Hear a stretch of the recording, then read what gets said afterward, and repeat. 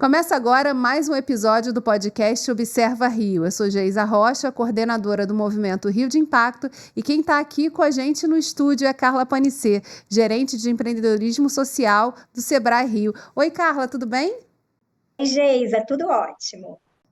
Carla, tem um ponto muito importante que eu queria trazer nesse programa, que é o contexto mundial.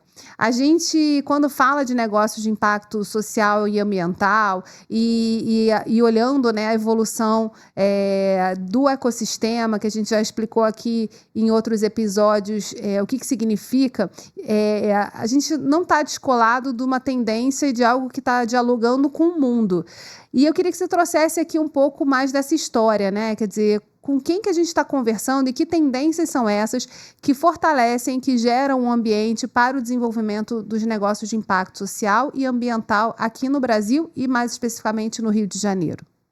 Geisa, a gente vive num mundo que é extremamente fascinante, né? Pela sua complexidade, pelas suas oportunidades, mas também pelos seus desafios, né? É um mundo em que a gente tem avanços tecnológicos, a gente tem possibilidades desde reinventar genoma, né? Conseguir ali, com o CRISPR, editar genoma para a gente poder pensar em curas de doenças, tecnologias que fazem a gente limpar água suja e torná-la potável com muito baixo custo. Então, a gente tem solução para quase todos os problemas aí existentes, né? Só que ao lado dessas soluções, a gente tem um problema gigante da distribuição delas. Então, elas são existentes, mas elas ainda não são possíveis para a maior parte da população, né? E a gente tem um cenário desafiador aí em relação à questão climática, em relação à questão da desigualdade, da pobreza, né? Então, é esse mundo que a gente tem possibilidades de soluções, mas que ainda não são possibilidades para a maior parte das pessoas, e que essas soluções tão bacanas continuam coexistindo com grande parte, né? Da população mundial passando fome, não tendo saneamento básico, não tendo trabalho. Então, a gente tem questões ainda muito profundas. Ao lado desse cenário complexo de oportunidade e desafio, a gente tem uma questão também geracional aí, que a gente tem uma juventude, uma geração que se importa muito mais com o efeito das suas ações no mundo do que a nossa geração, né? Então, elas estão mais preocupadas com o consumo consciente, mais com a experiência do que o ter, com posições de trabalho que tenham um propósito. Então, a gente tem um caldeirão, né? Da gente ter desafios que são também oportunidades do mercado. Então, quando a gente está pensando, por exemplo, em tecnologias para saneamento, o esgoto, a água suja, né, vira um enorme potencial de mercado, né? Então, a gente tem desafios que são mercado, a gente tem gerações que querem resolver esses desafios e a gente tem problemas que precisam ser resolvidos. Então, esse é o cenário ideal para nascerem aí iniciativas e negócios de impacto, né? Então, negócios, então soluções que vivem da venda de um produto ou um serviço, mas que quanto mais eles vendem, mais impacto positivo eles geram, né? Então, a gente diz que os negócios de impacto, eles são um modelo que ainda estão dentro desse sistema capitalista, né? Mas que eles tentam um pouco corromper, né, esse efeito nocivo do capitalismo por dentro, né? Então, eles tentam trazer produtos, soluções que quanto mais elas existem, mais elas são consumidas, mais elas contribuem. E eu posso dar exemplos, né? Então, quando a gente pensa, por exemplo, em uma marca de blusa, que ela cria essa marca porque ela quer dar trabalho para mulheres do sistema penal, quanto mais blusa ela vender, mais mulheres presas vão ter possibilidade de renda e de uma reinserção com vida digna fora do presídio, né? Então, essa é a lógica de um negócio de impacto. Então, você tem que vender alguma coisa, mas nessa venda tem que estar embutido o seu impacto socioambiental. Mas essa distância, né, entre a boa ideia ou entre a vontade de fazer a diferença e o negócio ser sustentável no tempo, encontrar os clientes que vão comprar aquela ideia, para isso precisa um caminho aí de aprendizado. Como o Sebrae atua nessa corrente, né, de formação e informação também para os empreendedores de que existem essas oportunidades e soluções, e como que vocês trabalham no dia a dia para poder capturar a atenção desses potenciais empreendedores? Empreender é desafiador para todo mundo, né? Mesmo para quem não está nem preocupado com o impacto socioambiental, você parar uma empresa de pé com seus custos, com faturamento, com as suas burocracias, responsabilidades, conseguir acessar mercados, né? Isso é sempre um desafio. Quando a gente coloca a questão do impacto socioambiental, é um desafio maior ainda, porque você tem que ter um modelo que ele pare de pé, né, com as suas receitas, que ele pare de pé com as suas obrigações, com a sua entrada em novos mercados, mas que ao mesmo tempo ele faça isso sendo bacana para todo mundo, para a sua cadeia de fornecimento, para o seu cliente final, para os seus funcionários, né? Então é muito mais desafiador. A gente sempre fala com os empresários de alguns pontos de observação. Um é no próprio modelo do negócio, o impacto está dentro dele, né? Então a gente usa o Canvas C, né? Que é muito conhecido, que é você, além de pensar quem é seu cliente, quem é seu mercado, de onde vem a receita, quem é meu fornecedor, eu penso isso junto com qual é o meu impacto, né? A gente fala que isso é muito importante, Geisa, porque a gente já chegou a ver consultorias financeiras que falavam você tem que reduzir o custo, então corta o impacto. Então, ao invés de você fazer a blusa com a moça do presídio, faz com um outro pessoal aqui que é muito mais barato, mas não me interessa, porque o objetivo do meu negócio é justamente dar trabalho para aquelas mulheres, então se isso é mais caro do que eu fazer em outra facção, né, de costura, eu tenho que botar esse mais caro no meu planejamento para eu poder talvez vender mais caro, ou pensar num novo mercado, né? Eu achar soluções que me permitem custear o meu impacto socioambiental. Então, o planejamento é muito importante. O segundo é você ter rede de parceiros, rede de apoio, né? E aqui a gente fala com muito carinho do Rio de Impacto, é você participar de movimentos que agreguem a você. Então, você entender qual é a legislação que recai sobre você, quais são os fundos que existem de capital, e aí não estou falando nem de coisas enormes, mas desde você conseguir um recurso filantrópico, subsidiado, a fundo perdido, né, microcrédito, então até crowdfunding, como é que você vai fazer para você ter essa receita inicial para você poder entrar no mercado, como é que você vai fazer para entrar em novos mercados, qual é a sua estratégia de marketing digital, então tem uma série de quesitos que fazem parte do planejamento dessa iniciativa, que se o empreendedor passar por isso sem prestar atenção, ele vai se dar mal, tá? A gente não tem dúvida disso. Então, planejamento, sobretudo para os negócios de impacto, né?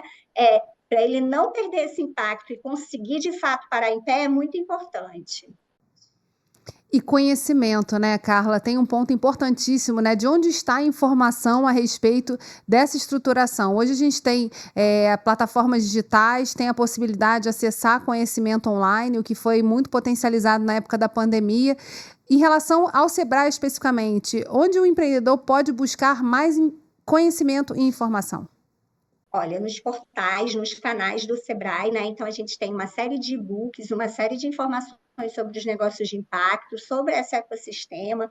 A gente, nesse ano, né, quer relançar o Guia da Oferta de Capital para Negócios de Impacto, que fizemos juntas há muito tempo atrás.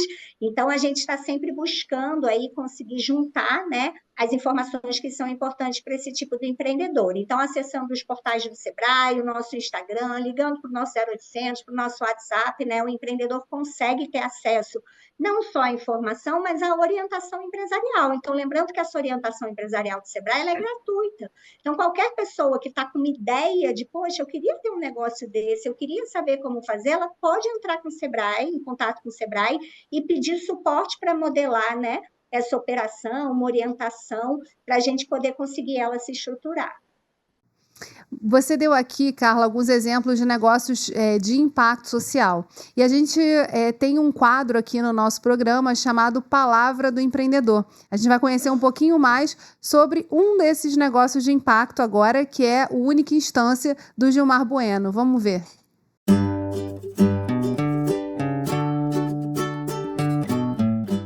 Fala pessoal do Observatório de Negócios de Impacto do Estado do Rio de Janeiro, tudo bom? Meu nome é Gilmar Bueno, sou fundador da Única Instância. A Única Instância é a empresa de tecnologia criada e desenvolvida por dois cariocas para atender uma grande demanda, um grande problema de forte impacto social, uma falta de dificuldade de acesso, uma falta de acesso à defensoria pública, que é o órgão mais gabaritado para atender pessoas que não têm dinheiro para arcar com o custo de contratar um advogado. A gente está falando de 53 milhões de brasileiros, isso, quase um quarto da população brasileira que não tem acesso a esse serviço público. E desses 53 milhões, 48 milhões ganha até 3 salários mínimos. Então, um grande problema de impacto social, portanto. Um problema não só do estado do Rio, mas de todo o Brasil. A gente fala, então, que a gente... O que a gente faz, né, na prática? A gente identifica problemas de direito do consumidor, pequenos problemas que seriam casos, e desses casos a gente antecipa um ganho para esse consumidor, para esse brasileiro, brasileira que vai até o nosso site. Uma solução completamente fácil dele ter acesso, muito intuitiva, sem aquele blá blá blá, sem aquela burocracia que a gente está acostumado no sistema jurídico. Feito isso, a gente compra esse caso, propriamente dito, para a pessoa não ficar no aguardo da justiça. A gente já conseguiu devolver quase R$1 milhão, né? Mais de R$500 mil para esses consumidores lesados. A gente faz isso com o uso de tecnologia. A iniciativa foi criada por mim, Gilmar Bueno, na engenharia, quando eu fazia uma disciplina na engenharia de produção da UFRJ, quando eu me juntei a Sara Raimundo, que se formava na época em Direito na mesma UFRJ. Então, esse é o impacto que a gente gera, esse é o problema que a gente atende com o uso de tecnologia e, portanto, é um negócio de impacto social que já vai aí fazer os 5 anos de existência. Muito obrigado.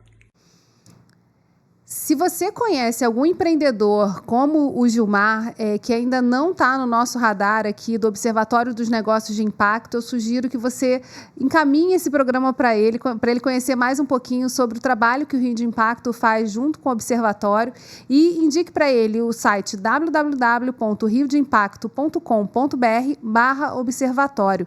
Lá tem um formulário que ele pode preencher de autopreenchimento para identificar se ele é um negócio de impacto e ele entrar nesse nosso ecossistema, que a gente vem aqui trabalhando para mostrar, né, o que é esse tal de ecossistema dos negócios de impacto.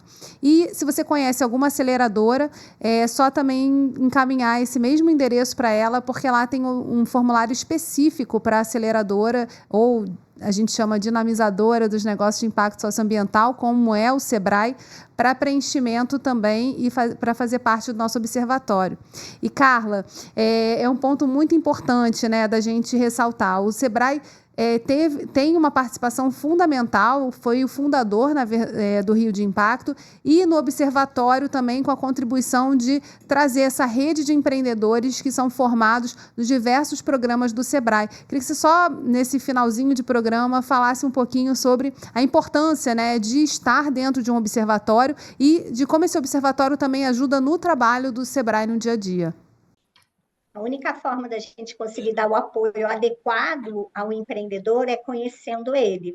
E são iniciativas como o Observatório que levam a gente a conhecer melhor os empreendedores, seus desafios e esse ecossistema que suporta ele. Então, o que a gente achou muito importante em estar apoiando o Observatório é porque, além dos empreendedores, porque muitos empreendedores foram para o Observatório a partir do Sebrae, né? Mas o ecossistema de apoio, os demais incubadoras, aceleradoras, né, organizações sociais que suportam os empreendedores, muitas nós conhecemos a partir do Observatório. E aí, quando a gente entende esse ecossistema, a gente consegue ver, tem mais gente que está apoiando quem está com ideia ou quem já está em negócio em operação, tem mais crédito, tem mais empreendedor, então entender esse cenário é muito importante para o Sebrae construir suas políticas e seus programas. E por isso a gente tem tanto carinho e tanta vontade que o Observatório seja cada vez mais populado, né? E que a gente tenha cada vez mais tanto apoiadores quanto negócios dentro dele. Carla, muito obrigada pela sua participação. Prazer. E para vocês, até a próxima quarta-feira. Até lá.